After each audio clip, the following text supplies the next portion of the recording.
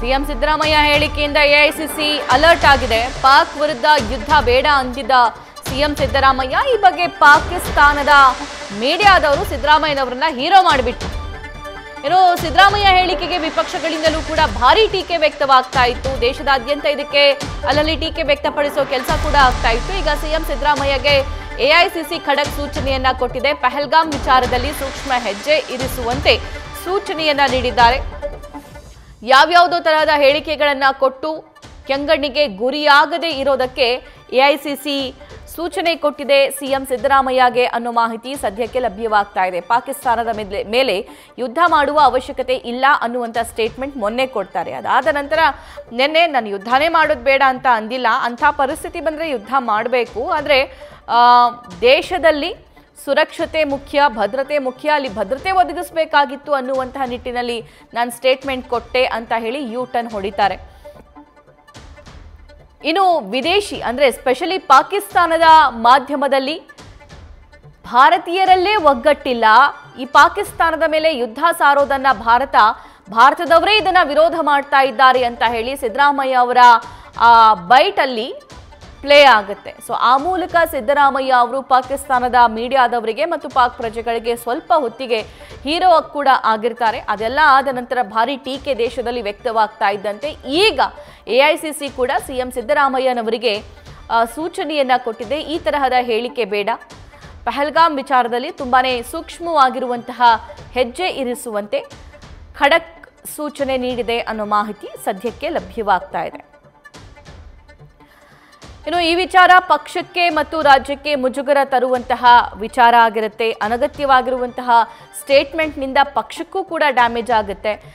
ಕಾಂಗ್ರೆಸ್ ಪಕ್ಷದ ಮತ್ತು ಬೇರೆ ಯಾವುದೇ ಪಕ್ಷದ ಯಾವುದೇ ಒಬ್ಬ ಲೀಡರ್ ಆ ಸ್ಟೇಟ್ಮೆಂಟ್ ಅನ್ನ ಕೊಟ್ಟರೂ ಕೂಡ ಇಡೀ ಪಕ್ಷವನ್ನ ಅವರು ಪ್ರತಿನಿಧಿಸ್ತಾ ಇರ್ತಾರೆ. ಹೆಚ್ಚಿನ ಮಾಹಿತಿ ನಮ್ಮ ಪ್ರತಿನಿಧಿ ಶಿವಪ್ರಸಾದ್ ನೀಡ್ತಾ ಹೋಗ್ತಾರೆ. ಶಿವಪ್ರಸಾದ್, ಸಿದ್ದರಾಮಯ್ಯನವರ ಸ್ಟೇಟ್ಮೆಂಟ್ನಿಂದ ಅಲ್ಲಲ್ಲಿ ಆಕ್ರೋಶ ವ್ಯಕ್ತವಾಗ್ತಾ ಇತ್ತು, ಆದರೆ ಈಗ ಎಐಸಿಸಿಯಿಂದ ಅವರಿಗೆ ಖಡಕ್ ಸೂಚನೆ ಕೂಡ ಬಂದಿದೆಯಂತೆ. ಏನೆಲ್ಲ ವಾರ್ನ್ ಮಾಡಿದೆ ಹಾಗಾದ್ರೆ ಎಐಸಿಸಿ?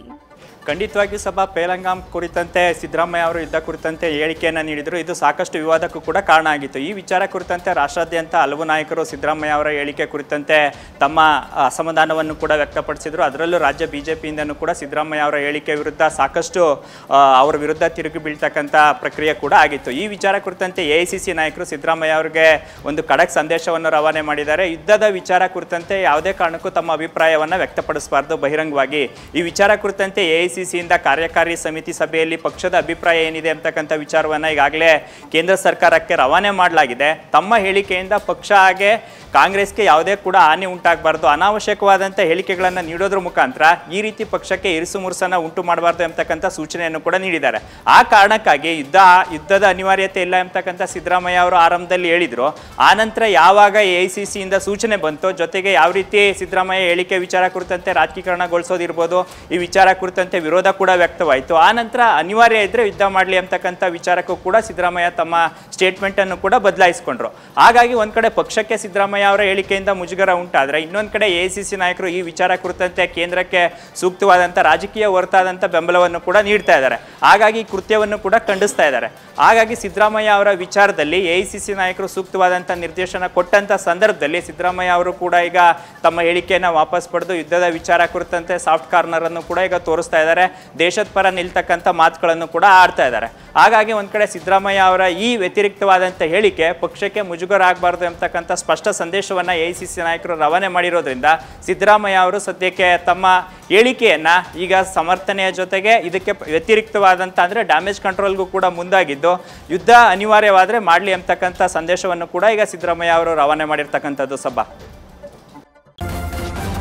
ನ್ಯೂಸ್ ಫಸ್ಟ್ ನಿರ್ಭೀತಿಯಿಂದ ನಿಮ್ಮ ಪರವಾಗಿ.